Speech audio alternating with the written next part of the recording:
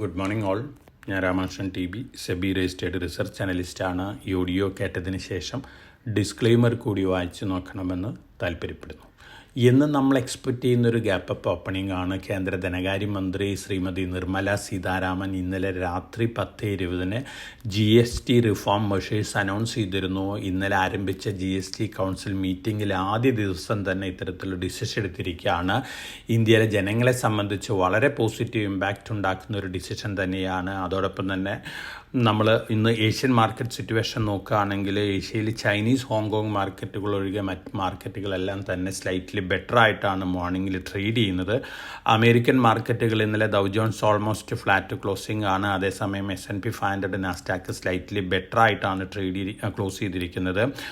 Technology സ്റ്റോക്കുകൾ NVIDIA ഒഴികെയുള്ള മറ്റ് സ്റ്റോക്കുകളെല്ലാം തന്നെ വീണ്ടും ഇന്നലെ മുന്നേറിയിട്ടുണ്ട്. ഒപ്പം ട്രംപിൻ്റെ പുതിയ അനൗൺസ്മെൻറ്റ് വന്നിട്ടുണ്ട്. ഇന്ത്യൻ ഇമ്പോർട്ടിന്മേൽ വീണ്ടും ഒരുപക്ഷെ അദ്ദേഹം അഡീഷണൽ താരിഫൊക്കെ ഏർപ്പെടുത്തിയേക്കും എന്ന തരത്തിലുള്ള സ്റ്റേറ്റ്മെൻറ്റൊക്കെ നടത്തിയിട്ടുണ്ട്. അതേസമയം റഷ്യ ഇതിനെ രൂക്ഷമായി വിമർശിച്ചിരിക്കുകയാണ്. അപ്പോൾ ഇത്തരത്തിലുള്ള സ്റ്റേറ്റ്മെൻറ്റൊക്കെ വീണ്ടും അദ്ദേഹത്തിൻ്റെ ഭാഗത്തു നിന്ന് വന്നേക്കാം. പക്ഷേ Indian government decisions, GST reforms ഒക്കെ ഇത്തരത്തിലുള്ള നെഗറ്റീവ് ഇമ്പാക്റ്റുകൾ ഓവർകം ചെയ്യാനായിട്ട് ഇന്ത്യക്ക് ശക്തി നൽകുമെന്ന് തന്നെയാണ് എൻ്റെ ഒരു എക്സ്പെക്റ്റേഷൻ. നമ്മൾ സ്റ്റോക്ക് സ്പെസിഫിക് ആയിട്ടുള്ള ആക്ഷൻസ് നോക്കുകയാണെങ്കിൽ BHEL 2600 കോടി രൂപ ഓർഡർ ബാക്ക് ചെയ്തിട്ടുണ്ട്. പോളി മെഡിക്യൂർ നെതർലാൻഡ് ബേസ്ഡ് ഒരു കമ്പനീനെ അക്വയർ ചെയ്തിട്ടുണ്ട്.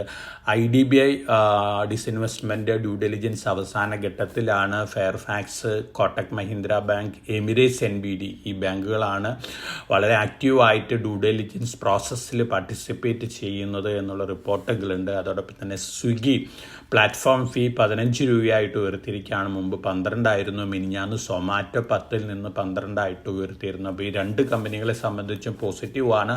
ഒപ്പം ഈ GST മെഷേഴ്സും ഈ കമ്പനികളെ സംബന്ധിച്ച് പോസിറ്റീവാണ്.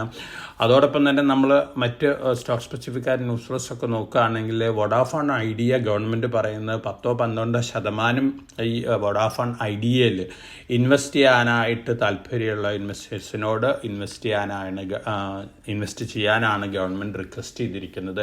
ഒരുപക്ഷെ സമീപ ഭാവിയിൽ വോഡാഫോൺ ഐഡിയ മറ്റേതെങ്കിലും ടെലികോം ജയൻറ്റുകൾ ടേക്ക് ഓവർ ചെയ്യാനുള്ള സാധ്യതകളൊക്കെ കൂടുതലാണ്.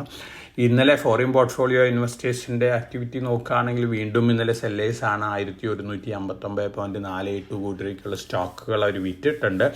നമ്മുടെ ഡൊമസ്റ്റിക് ഫണ്ടുകൾ 2549.51 കോടി രൂപയ്ക്കുള്ള സ്റ്റോക്കുകളൊക്കെ വാങ്ങിയിട്ടുണ്ട്. അപ്പോൾ ഇന്ന് നമ്മളൊരു ജൂബിലൻ മൂഡാണ് മാർക്കറ്റിൽ എക്സ്പെക്റ്റ് ചെയ്യുന്നത്. എന്നിരുന്നാലും ഹയർ ലെവലിലൊക്കെ കുറേ പ്രോഫിറ്റ് ബുക്കിംഗ് ഒക്കെ സെലക്റ്റീവായിട്ട് കാണാനായിട്ട് സാധിക്കും. നമ്മൾ ഓട്ടോമൊബൈൽ സെഗ്മെൻറ്റിൽ ഏറ്റവും ഫേവറബിൾ ആയിട്ടുള്ളൊരു ഇമ്പാക്റ്റ് ലഭിക്കാൻ പോകുന്ന കമ്പനികൾ ഒന്ന് മാരുതിയാണ്. അത് കഴിഞ്ഞാൽ TVS motors, Bajaj auto, Hero moto കോർപ്പൊക്കെയാണ്. GST സ്ലാബ് റിവിഷൻ്റെ ഒരു പോസിറ്റീവ് ഇമ്പാക്റ്റ് ലഭിക്കുന്ന ഓട്ടോമൊബൈൽ കമ്പനികൾ. വളരെ കോഷ്യസായിട്ട് മാർക്കറ്റിൽ മൂവ് ചെയ്യാൻ എല്ലാവർക്കും നല്ല ട്രേഡിൻ്റെ ആശംസിച്ചുകൊണ്ട് ഞാൻ ഇന്നത്തെ പ്രീ മാർക്കറ്റ് കമൻറ്ററിയോട് അവസാനിപ്പിക്കുകയാണ്. Thank you.